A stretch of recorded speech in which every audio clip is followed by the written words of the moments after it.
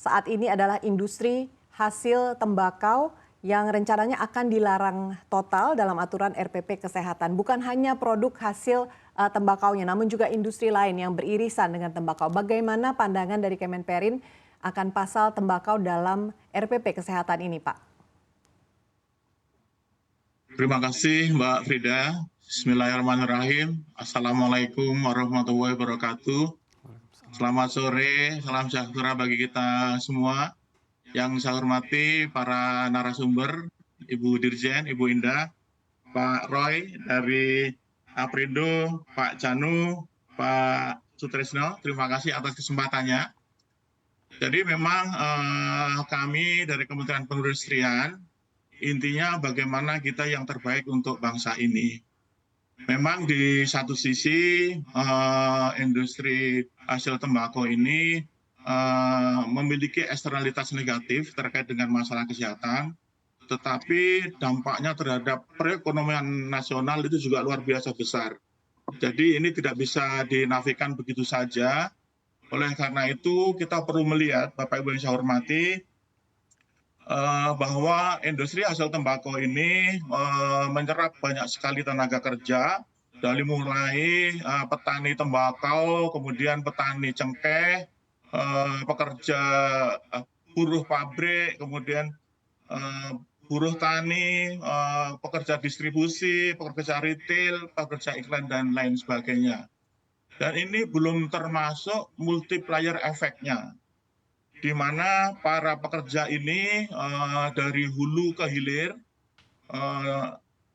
dia juga membutuhkan makanan yang akan menggerakkan pertanian, kemudian juga membutuhkan makanan olahan, akan menggerakkan industri makanan minuman, demikian juga membutuhkan pakaian, akan menggerakkan industri tekstil dan produk tekstil, dan lain-lain sebagainya untuk kebutuhan hidupnya.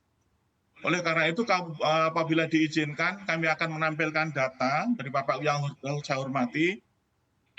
Dampak positif yang pertama terkait dengan penerimaan negara, itu dari cukai saja pemerintah mendapatkan 218 triliun, dan kalau termasuk pajak itu sekitar 290 triliun. Kemudian dari perolehan devisa itu sekitar 1,14 miliar US dollar atau sekitar 17 triliun lebih, 17,7 triliun. Dan ini belum lagi tadi multiplier efeknya yang luar biasa besar. Dan sebenarnya menurut hemat kami, kebijakan yang ada berdasarkan PP 109 itu relatif sudah cukup baik, karena di satu sisi sudah mendapatkan dampak positif dari penerimaan negara yang cukup besar dari cukai dan pajak sekitar 10-12%.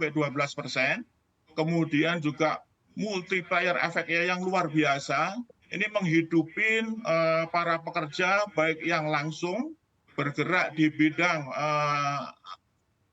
industri hasil tembakau dari hulu hingga hilir maupun multiplier efeknya. Dan kemudian kalau kita lihat dari sisi pengendaliannya, sebenarnya juga sudah cukup baik sebenarnya. Jadi kalau kita lihat jumlah pabriknya dari tahun 2007 sampai saat ini juga sudah terjadi pengurangan jumlah perusahaan dari 4.669 pada tahun 2007, saat ini hanya 1.100 perusahaan. Dan ini sebagian besar dari industri hasil tembakau ini, 92% itu merupakan IKM. Kemudian juga kalau dilihat dari sisi produksinya, ini juga turun dari tahun 2013 sampai dengan saat ini memang berfluktuasi, tetapi dengan kecenderungan yang makin turun dengan rata-rata penurunan minus 0,66% per tahun. Dan kalau kita lihat dari sisi prevalensi perokok anak, sebenarnya ini juga masih debatable, karena kalau dari data BPS itu juga sudah terjadi penurunan. Pada tahun 2019, prevalensi perokok anak dari usia 10 sampai 18 tahun itu 3,87%,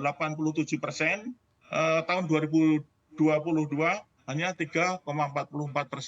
Jadi barangkali ini perlu dilihat bahwa sebenarnya dari kebijakan yang ada, dari PP 109 2012, kemudian kebijakan cukai dan sebagainya, ini sudah dalam arti kita bisa mendapatkan dampak positifnya dan dampak negatifnya juga dapat terkendali cukup baik.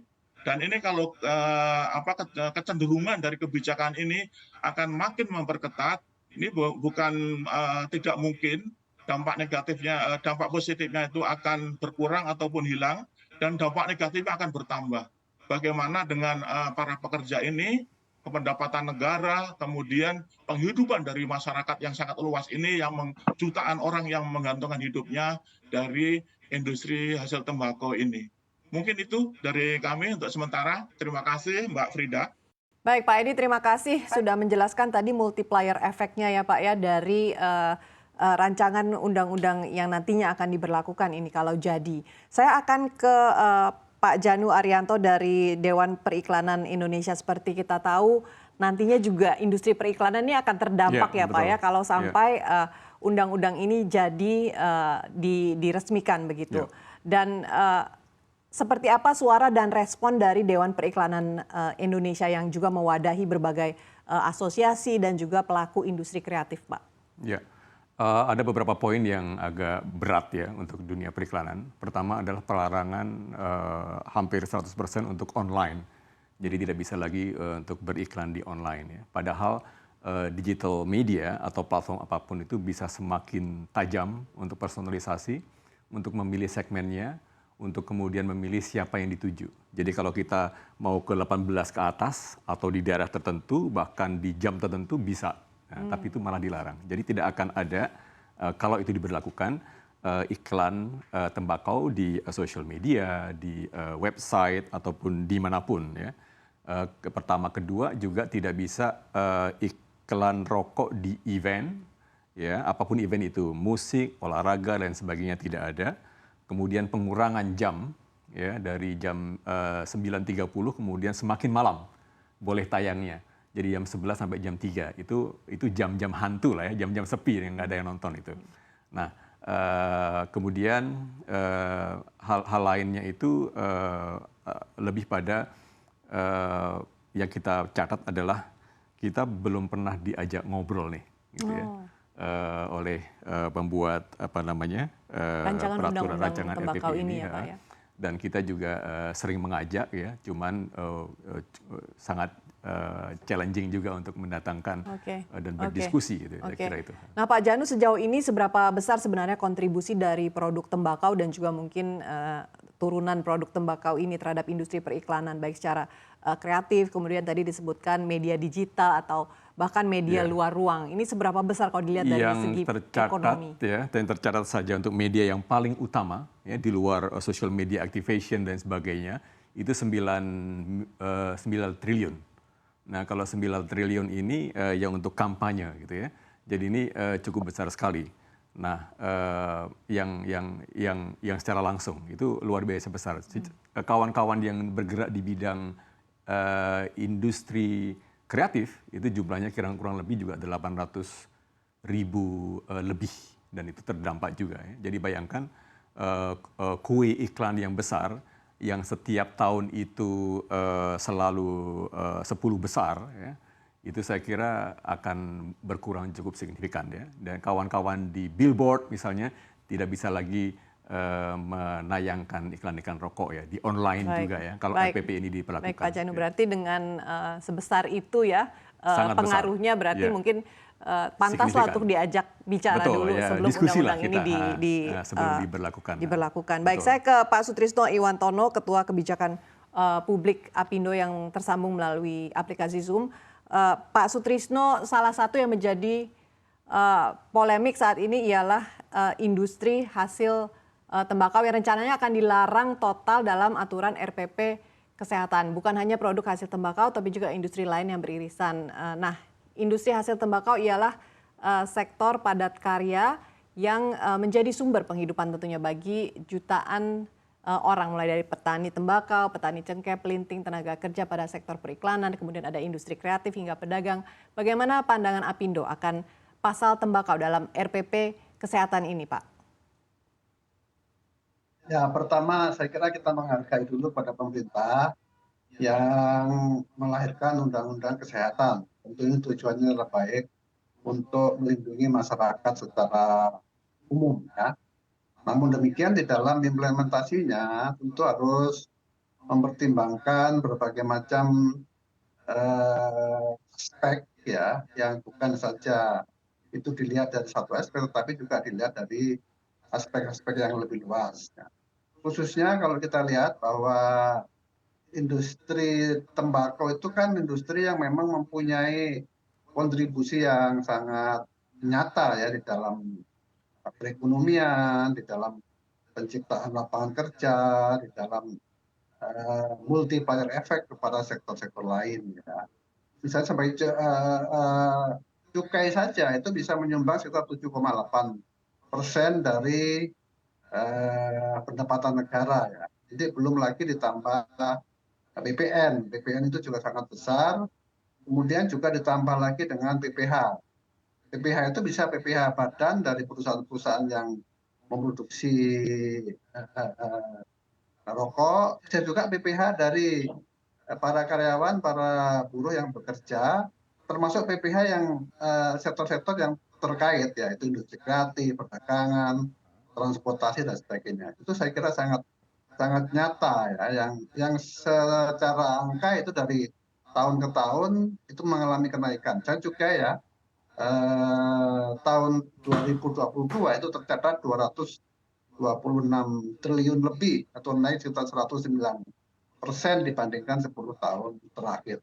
Belum lagi tenaga kerja itu bisa menyerap 5-6 juta yang langsung, nanti belum lagi petani itu lebih dari 1 juta lebih, belum lagi pedagangnya, belum lagi yang lain-lain. Nah, jadi industri memang mempunyai multiplier effect yang luas, ya. Oleh karena itu pengenaan larangan yang dirasakan cukup keras pada saat ini itu sungguh menimbulkan kegelisahan bagi pelaku, ya, di industri tembakau sendiri maupun yang terkait, ya, tadi misalnya kreatif, periklanan dan sebagainya. Dan sebenarnya aturan itu sudah ada di dalam PP 109, ya, tahun 2012 yang sebenarnya sudah mengatur cukup detail di sana, dan itu efeknya cukup baik, tadi juga sudah dikemukakan. Oleh karena itu bagi kami Apindo sebenarnya tidak terlibat langsung, ya, tetapi dari asosiasi-asosiasi yang berkomunikasi dengan kita melihat bahwa PP tahun 2012 itu sudah memenuhi syarat, ya, cukup baik, ya. Oleh karena itu kalau ini memang harus diatur dengan PP yang sifatnya omnibus ini, sebaiknya mengenai tembakau itu dikeluarkan dulu, diatur di dalam PP tersendiri, ya. Tidak dipaksakan di dalam PP ini apabila memang kita belum siap, ya. Dan terus terang keluhan dari teman-teman dari asosiasi tembakau, kemudian rokok, dan para pelaku, mereka ini sangat menyayangkan karena tidak dilibatkan di dalam penyusunan, ya, sehingga aspek atau aspirasi dari mereka itu tidak tertampung dengan baik atau tidak ada komunikasi yang baik sehingga semua orang bisa memahami persoalan ini. Ini yang saya kira Baik. dampaknya cukup luas, lalu saya katakan multiplier efeknya itu kemana-mana.